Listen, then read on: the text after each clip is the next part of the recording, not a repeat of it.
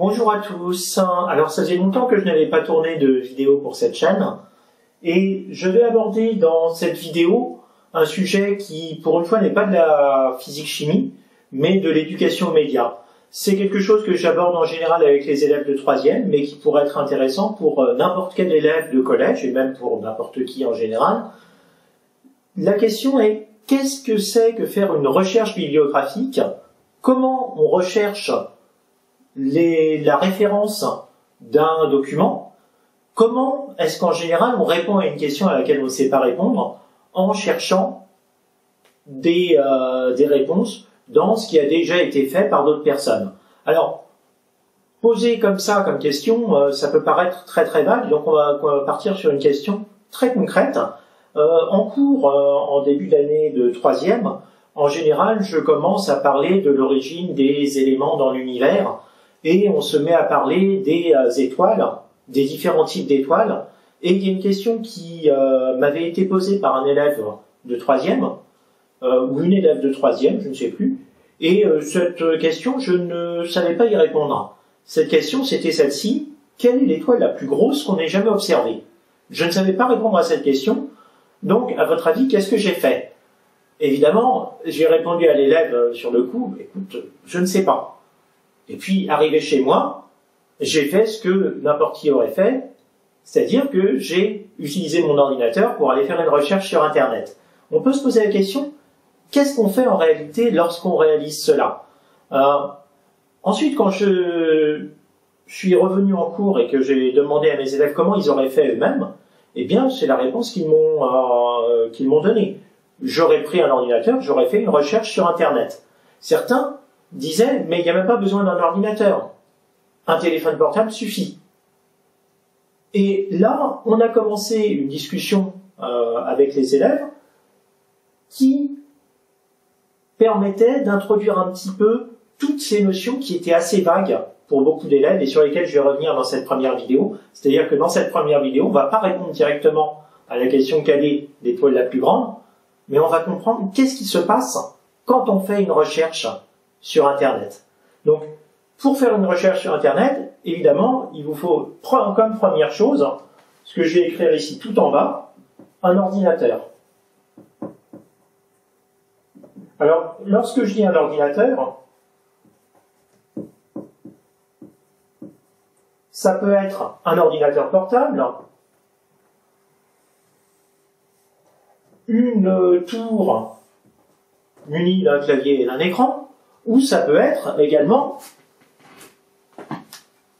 ceci. Un téléphone portable, c'est un ordinateur. C'est un petit ordinateur, mais c'est un ordinateur qui, en l'occurrence, est relié à Internet, c'est-à-dire à des câbles ou à des antennes relais via un réseau, le Wi-Fi ou la 4G, en tout cas un réseau micro-ondes, ou alors des câbles téléphoniques ou des câbles à fibre optique qui permettent de se relier à Internet. Qu'est-ce que c'est qu'Internet? Eh bien, ce sont d'autres ordinateurs en réseau.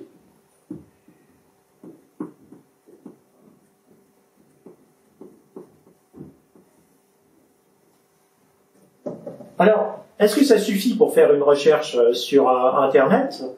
Eh bien, non.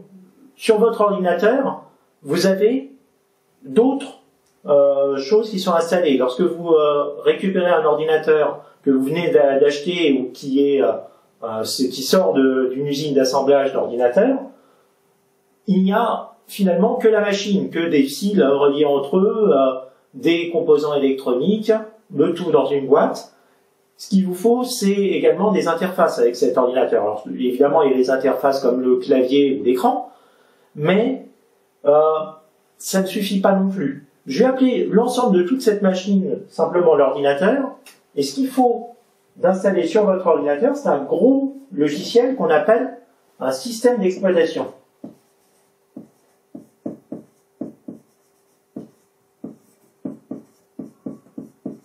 Alors, peut-être que pour certains, la notion de système d'exploitation est quelque chose d'un petit peu abstrait. Donc je vais donner quelques exemples de systèmes d'exploitation. parmi les systèmes d'exploitation que vous connaissez, il y a par exemple Windows, ou macOS, si vous utilisez un ordinateur de la marque Apple, Linux. Ça, c'est pour les ordinateurs au sens où on l'entend habituellement. Et puis si c'est sur un téléphone portable, ça pourrait être, par exemple, Android ou iOS. Tous ces exemples-là, ce sont des systèmes d'exploitation. C'est-à-dire, c'est un gros logiciel qui permet à l'ordinateur de fonctionner. Les autres logiciels qui sont installés sur l'ordinateur,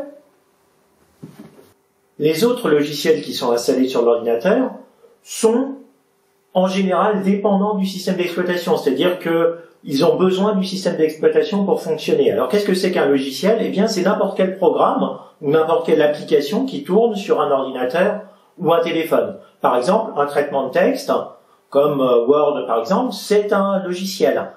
Un navigateur web, on y reviendra, c'est un logiciel aussi. Un jeu vidéo, c'est un logiciel.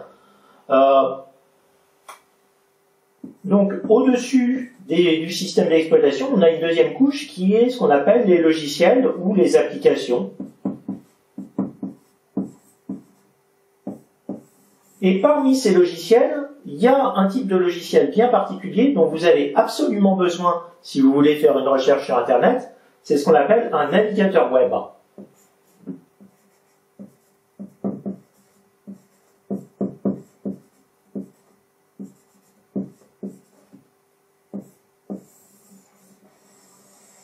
Donc un navigateur web, c'est un logiciel qui permet d'accéder à une partie de l'Internet qu'on appelle le web. Je dis bien une partie de l'Internet parce que l'Internet, c'est pas seulement le web. Internet, c'est par exemple aussi les emails ou les serveurs de jeux. Tout ça, ça fonctionne également en utilisant des réseaux, soit par micro-ondes, soit par fibre, soit par câble.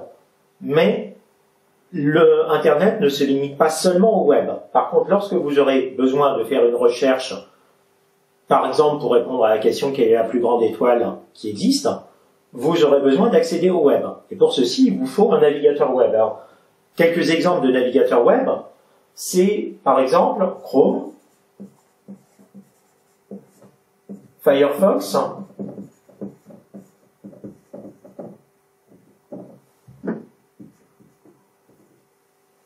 qu'est-ce qu'il y a d'autre? Si vous avez une version de Windows un petit peu, disons pas la plus récente, il y a peut-être Internet Explorer,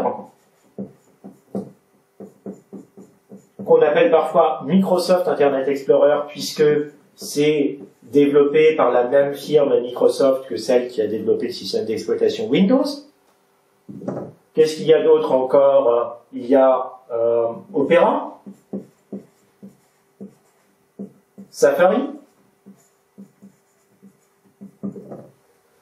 et plein d'autres exemples encore. Parfois, par exemple, sur les téléphones de type Android, parfois le navigateur Internet, ça porte un nom qui est pas évident, parfois il s'appelle simplement Internet. Mais il s'agit en réalité d'un logiciel qui est un navigateur Internet. Par exemple, sur les téléphones de la marque Samsung, ça sera un logiciel qui en réalité s'appelle Samsung Internet Explorer et qui est un navigateur web conçu pour fonctionner sur le système d'exploitation utilisé par ce téléphone. En l'occurrence, ça serait le système Android.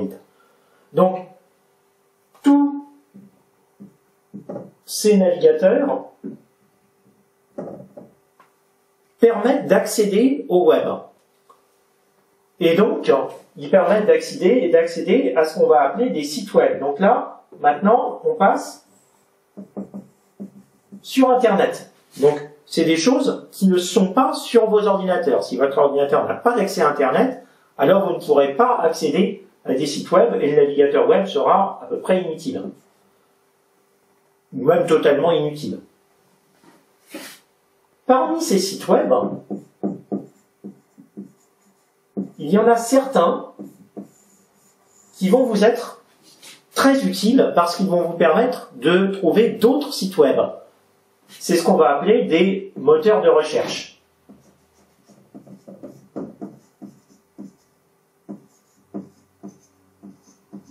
encore une fois, un moteur de recherche, c'est un site web, c'est-à-dire qu'il n'est pas installé sur votre ordinateur. Il est quelque part sur Internet, c'est-à-dire sur un autre ordinateur relié au réseau.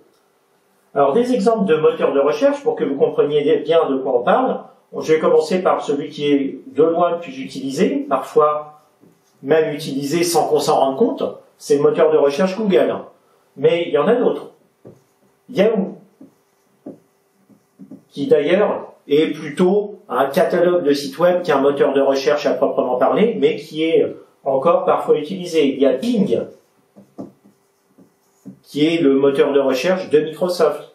Il y en a d'autres, par exemple Qwant, DuckDuckGo,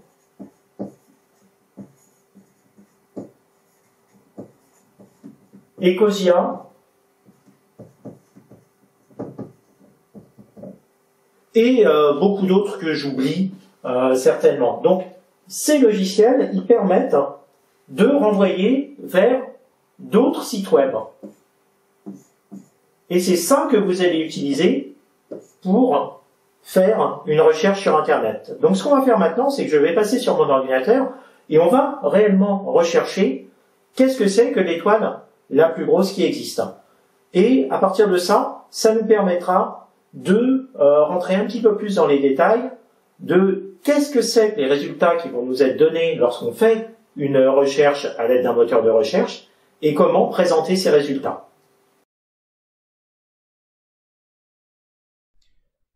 Bien, donc là je vous montre l'écran de mon ordinateur. Donc comme vous le voyez, mon ordinateur est un PC qui est sous Windows, donc mon système d'exploitation est Windows, et je vais ouvrir un navigateur Internet, un navigateur web, qui va être Firefox. Alors, j'ouvre Firefox. La page d'accueil de Firefox peut avoir un aspect différent selon la manière de laquelle vous l'avez configuré. Ce que je vais faire, c'est que je vais ici utiliser ce qu'on appelle la barre d'adresse. Alors la barre d'adresse, c'est ce qui est ici tout en haut. En réalité, dans la plupart des navigateurs Internet, il s'agit d'une barre d'adresse ou de recherche. C'est-à-dire qu'on peut y entrer l'adresse d'un site web ou on peut l'utiliser pour faire une recherche dans un moteur de recherche. Donc vous voyez qu'ici, mon navigateur web est conçu pour faire une recherche par défaut avec Google. Si il n'y avait pas de moteur de recherche par défaut, je pourrais très bien taper l'adresse d'un site web et y arriver directement. Donc là, c'est ce que je vais faire. Je vais aller sur le site de Google, qui donc est un site web particulier puisque c'est un moteur de recherche. Une fois qu'on est sur le site d'un moteur de recherche, on peut taper quelques mots-clés qui vont permettre de faire une recherche rapidement. Alors ici, la recherche que je veux effectuer, c'est quelle est l'étoile la plus grosse qui ait jamais été observée. Donc je vais taper étoile la plus grosse. Donc, lorsqu'on effectue cette recherche, voilà ce qui s'affiche. Une page web qui a été créée automatiquement par Google en utilisant ces mots-clés et en cherchant sur le web différents sites qui pourraient proposer une réponse. Alors, on va regarder un petit peu à quoi ressemble cette page et vérifier est-ce qu'on a une réponse qui peut nous convenir. Donc on a apparemment ici un article du Figaro, mais regardez bien, il est encadré, et puis ici il est précisé que ça serait un extrait optimisé, donc quelque chose qui serait généré automatiquement par Google. Alors ce qu'il faut savoir, c'est que un moteur de recherche comme Google est un site commercial qui gagne de l'argent grâce à de la publicité, grâce à des clients particuliers. Donc ce qui est souvent mis en avant, ça va être des sites de presse qui ont payé pour être mis en avant. Donc il n'est pas certain qu'on va trouver la réponse dans le premier article proposé, c'est simplement celui qui est proposé par défaut par Google parce que des gens ont payé pour qu'il soit mis en avant. Donc là, Le Figaro étant un journal de la presse quotidienne, ce n'est peut-être pas l'endroit le plus approprié pour chercher une réponse. Alors ensuite, on a un lien vers Futura Science. Et puis un lien vers Wikipédia.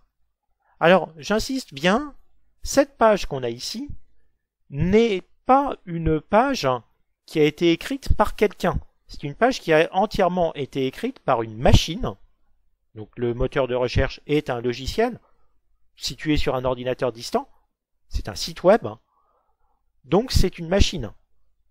Personne n'a écrit tous les mots qu'on est en train de lire. C'est simplement une page qui a été générée automatiquement par un programme qu'on appelle un moteur de recherche qui va nous donner des références vers d'autres sites web, lesquels ceux-là ont été réellement écrits par des gens. Alors, on peut regarder par exemple ce lien-ci et on arrive sur un site qui s'appelle Futura Science. Alors, ce site donc nous demande si on accepte certains paramètres de confidentialité, donc ça je vais le passer assez vite. Voilà, on refuse tout, très bien. Je n'ai pas besoin de notification, merci. Et ce que l'on voit ici, c'est que c'est un article général sur les tailles des différentes étoiles. En le survolant rapidement, on voit qu'il y a des réponses concernant toutes sortes de types d'étoiles. Alors il y a des vidéos qui s'ouvrent automatiquement, qui ont l'air d'être sur un sujet assez différent. On nous parle de différentes étoiles de différentes tailles, VY Canis Majoris, UY Scuti, Mus FI. Donc bon, apparemment, l'article ne semble pas donner de réponse définitive sur ce que serait l'étoile la plus grande. Ou alors il faudrait le lire en détail. Bon, ça a l'air assez compliqué. En tout cas, en lisant en détail l'article, on voit qu'il y aurait des étoiles d'une taille énorme dans un amas stellaire qui serait dans la nébuleuse de la Tarentule, qui est dans le grand nuage de Magellan. Bon, on peut se dire que là, on a trouvé une réponse à peu près satisfaisante. Alors, ce qu'il faut bien noter, c'est que cette page-là, elle n'est pas créée par Google. Il s'agit d'une page dont l'URL, c'est-à-dire l'adresse, est celle-ci. https://www.futura-science.com/science-étoile-plus-grosse-étoile-univers-6559/. Donc, c'est un petit peu long comme adresse, mais ça, c'est la réelle adresse du site web où on a trouvé des réponses relativement intéressantes. Alors, je vais cliquer sur la flèche de retour arrière, ce qui me permettra de revenir sur la page générée automatiquement par Google. Et on constate que on aurait pu aller voir d'autres sites web. Donc celui du Figaro qui nous était donné par défaut au départ, celui d'autres journaux comme Le Monde ou La Croix ou Science Post. De mémoire, ça c'est un journal québécois, ou l'article de Wikipédia, qui ici s'appelle, alors je vais fermer ceci, qui s'appelle liste d'étoiles par taille décroissante. Donc là on va avoir une liste de différentes étoiles, et on voit qu'il y en a une qui s'appelle Stephenson 218, et dont on nous dit que le rayon est 2150 fois celui du Soleil. Donc là, ça a l'air d'être une étoile absolument énorme et dont on a le nom. Et sans doute en cliquant sur ce lien, je vais avoir encore plus de renseignements sur cette étoile. Rien qu'en passant la souris dessus, vous voyez, là je n'ai même pas cliqué, on a un petit texte qui s'affiche à l'écran et qui nous donne quelques détails sur cette étoile donc Stephenson 2-18, entre parenthèses ST2-18, également connu sous le nom de Stephenson 2-DFK1 ou RSGC2-18, est une étoile supergéante rouge de la constellation de l'Écu de Sobieski. Elle se trouve près de l'amas ouvert Stephenson 2, située à environ 6000 parsecs de la Terre, etc., etc. Donc apparemment, c'est un petit extrait de l'article. On voit qu'il est illustré avec une photo d'amas d'étoiles, donc une photo où il y a beaucoup d'étoiles qui sont prises en photo sur le même cliché.